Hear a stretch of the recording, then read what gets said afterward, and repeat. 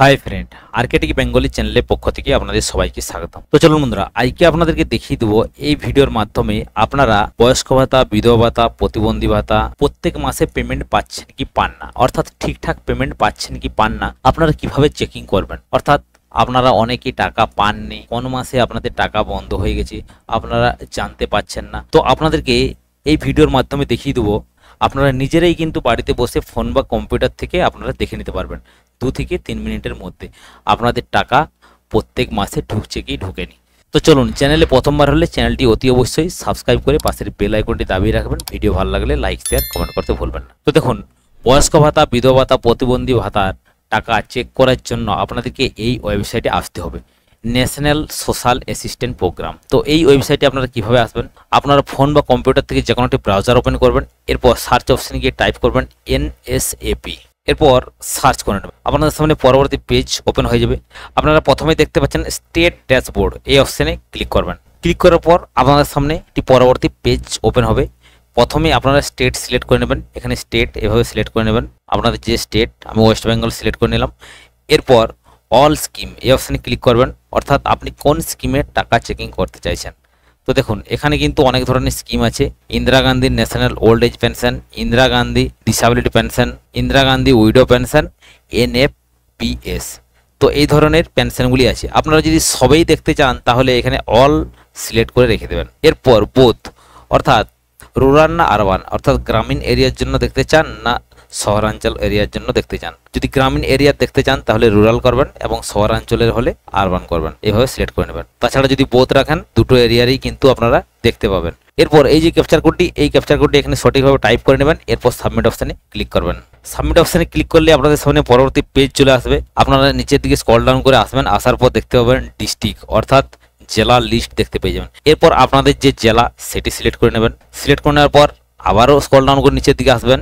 এরপর আপনাদেরকে block choice করে নিতে হবে। আপনাদের যে ব্লক, অর্থাৎ সাব ডিস্ট্রিক্ট বা মিউনিসিপ্যালিটি, অর্থাৎ ব্লক আপনাদেরকে চয়েস করে নিতে হবে। সাব ডিস্ট্রিক্ট, তো আপনাদের যে সাব ডিস্ট্রিক্ট সেটি আপনারা চয়েস করে নেবেন। এইভাবে পিনপুর ওয়ানে ক্লিক করে নেওয়ার সাথে সাথে আপনার সামনে আবারও পরবর্তী পেজ ওপেন হয়ে যাবে। আপনারা দেখতে পাবেন গ্রাম পঞ্চায়েত ওয়ার্ড লিস্ট। তো গ্রাম পঞ্চায়েত ওয়ার্ড আপনাদেরকে চয়েস করে নিতে হবে।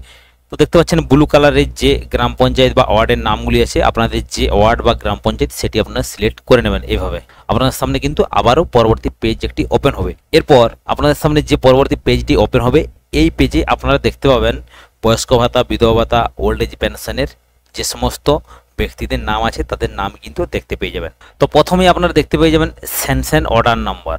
আপনারা দেখতে পাচ্ছেন যে ব্লু কালারের স্যাংশন অর্ডার নাম্বারগুলি আছে, এগুলি হচ্ছে প্রত্যেক ব্যক্তির বা মহিলাদের স্যাংশন অর্ডার নাম্বার। আপনারা দেখতে পাচ্ছেন, আপনারা কিন্তু এইভাবে দেখতে পেয়ে যাবেন। এরপর বেনিফিশিয়ারি নেম, তো আপনারা দেখতে পাচ্ছেন যে সমস্ত স্যাংশন অর্ডারগুলি আছে তার সাইডে আপনারা বেনিফিশিয়ারি নেম দেখতে পেয়ে যাবেন। দেখতে পাচ্ছেন বেনিফিশিয়ারি নেম আপনারা দেখতে পেয়ে যাবেন।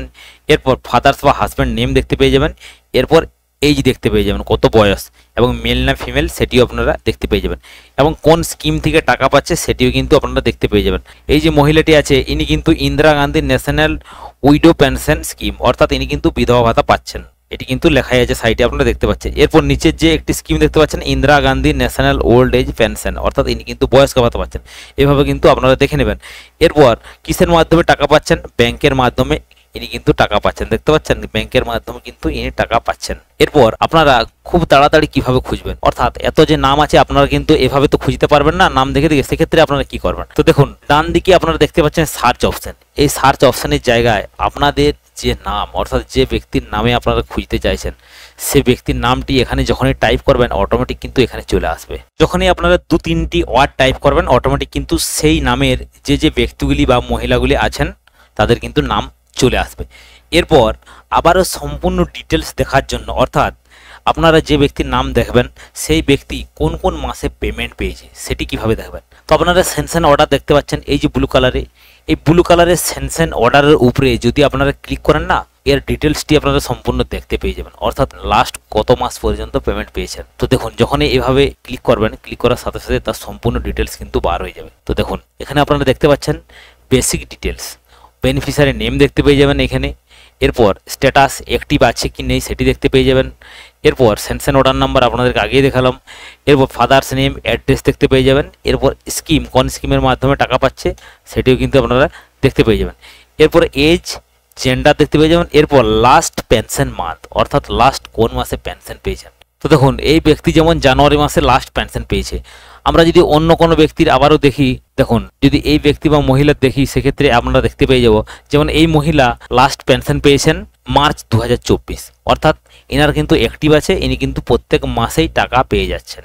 তো দেখুন এরপর কি হয়, অনেকেরই কিন্তু পেনশন বন্ধ হয়ে যায়। পেনশন কি কারণে বন্ধ হয়, অনেকেরই কিন্তু 65-70 বয়স হয়ে গেছে, বয়স্ক মানুষ, সেক্ষেত্রে কি হয় তাদেরকে লাইফ সার্টিফিকেট জমা দিতে হয়। পঞ্চায়েত কিন্তু সেটা জানিয়ে দেয় কাদেরকে দিতে হবে। তো সেই লাইফ সার্টিফিকেট জমা যদি না দেওয়া হয় সেক্ষেত্রে কিন্তু তারা পেনশন বন্ধ করে দেয়। লাইফ সার্টিফিকেটটি এই জন্যই দিতে হয়, কোনো বয়স্ক ব্যক্তি সে বেঁচে আছে না নেই সেই জন্যই কিন্তু লাইফ সার্টিফিকেট জমা দিতে হয়। তাহলে কি হয়, তার পেনশনটি কিন্তু চালু থাকে। আর যদি অন্য কোনো ভুল থেকে থাকে অ্যাকাউন্ট বা অন্য কোনো সমস্যা, সেক্ষেত্রে আপনারা বিডিও অফিসে যাবেন। বিডিও অফিসে বয়স্ক ভাতার দপ্তর আছে অর্থাৎ পেনশন দপ্তর আছে, সেই দপ্তরে গিয়ে যোগাযোগ করবেন। আপনাদের পেনশনের যে সমস্যা অর্থাৎ টাকা পাওয়ার যে সমস্যা তারা কিন্তু ঠিক করে দেবে। তো বন্ধুরা এইভাবে আপনারা নিজেরাই ফোন বা কম্পিউটার থেকে দেখে নিতে পারবেন প্রত্যেক মাসে আপনাদের টাকা অ্যাকাউন্টে ঢুকছে কি ঢোকেনি। তো বন্ধুরা এই ভিডিওর মাধ্যমে আপনাদেরকে নিশ্চয়ই দেখিয়ে দিতে পারলাম। তো বন্ধুরা এই ভিডিওর মাধ্যমে আপনাদেরকে দেখিয়ে দিতে পারলাম কিভাবে আপনারা ওল্ড এজ পেনশন, বিধবা ভাতা এবং প্রতিবন্ধী ভাতার লিস্ট চেকিং করবেন। তো চলুন ভিডিওটি যদি ভালো লেগে থাকে বন্ধু বান্ধব ফ্যামিলির মাঝে অতি অবশ্যই শেয়ার করবেন। বুঝতে কোথাও কোনো সমস্যা হলে কমেন্ট বক্সে অতি অবশ্যই কমেন্ট করবেন। সবাই সুস্থ থাকবেন, ভালো থাকবেন, দেখা হবে নেক্সট ভিডিওতে। Thank you.